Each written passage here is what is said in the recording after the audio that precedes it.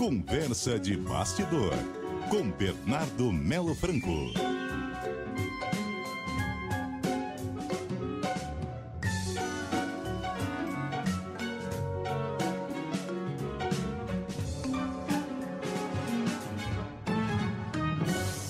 E aí, Bernardo?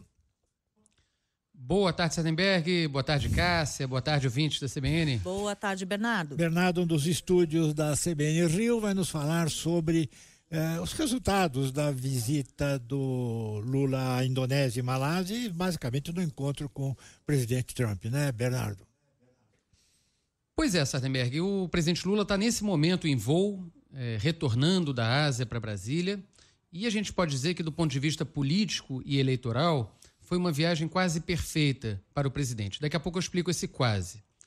Mas eu me refiro, basicamente, ao sucesso que o Lula teve no objetivo dessa viagem, que foi estabelecer um canal direto de negociação, de diálogo com o presidente americano Donald Trump.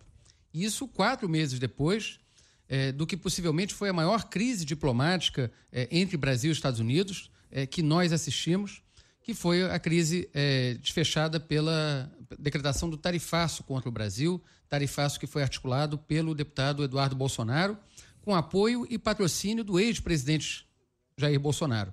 Falo em patrocínio porque é bom sempre a gente lembrar que essa estada do Eduardo Bolsonaro nos Estados Unidos, ela é financiada, pelo menos é o que eles dizem, por uma transferência de R$2 milhões de dinheiro do Jair para o filho 03. Agora, de concreto, Sardenberg e Cássia, o Lula conseguiu, de fato, abrir esse canal de diálogo, produzir uma foto que, do ponto de vista também político-eleitoral, é uma foto muito favorável a ele, os dois presidentes apertando as mãos, o Trump com um sorriso enorme no rosto.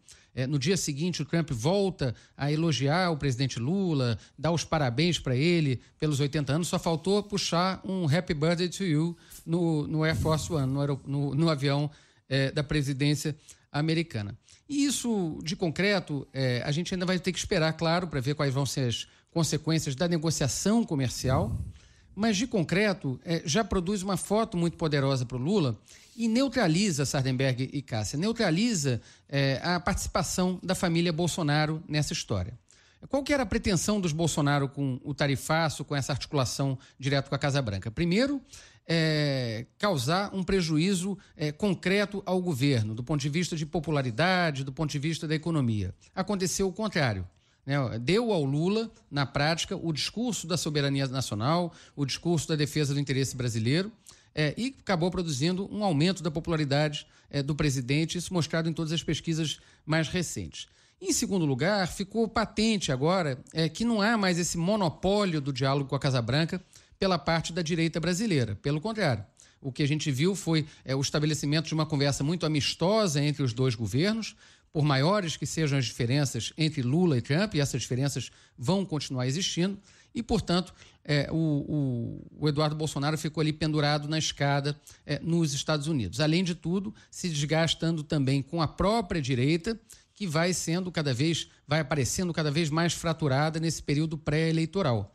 Vejam a quantidade de críticas, de troca de farpas, de brigas públicas do Eduardo Bolsonaro com outros integrantes do grupo político do pai, inclusive alguns deles pré-candidatos à presidência da República em 2026. Então, é um saldo francamente favorável para o presidente Lula. E aí a gente pode falar também da gafe, do escorregão, do erro que ele cometeu nessa viagem, Cássia. Uhum. Sim, Bernardo, mas em relação à gafe foi aquela história dos traficantes, dos usuários? Exato, porque ali o Lula de fato deslizou feio, tropeçou na própria língua. Uhum. E aí ele acabou produzindo também uma fala, também um material de campanha contra ele, que já está sendo usado bastante nas redes bolsonaristas, no momento em que as pesquisas também mostram uma grande preocupação do eleitor brasileiro com a agenda da segurança. Então, você vê que o governo brasileiro vinha fazendo uma série de esforços, inclusive apresentando um projeto de aumento de pena, algo que é bastante comum para um governo de esquerda, dito progressista no Brasil. E, claro, essa fala desastrada do presidente Lula, dizendo que o traficante seria vítima do usuário de drogas, é uma fala que pode custar caro a ele na eleição, por mais que ele tenha no dia seguinte tentado consertar, fazer uma errata, etc. e tal. Mas o fato é que ele produziu ali um vídeo contra ele próprio, que não foi fruto de fake news nem de inteligência artificial. Foi ele mesmo falando.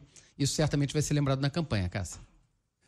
Bernardo Melo Franco, muitíssimo obrigado, Bernardo, e até quinta-feira. Até quinta-feira. Um abraço para vocês, boa tarde para os ouvintes.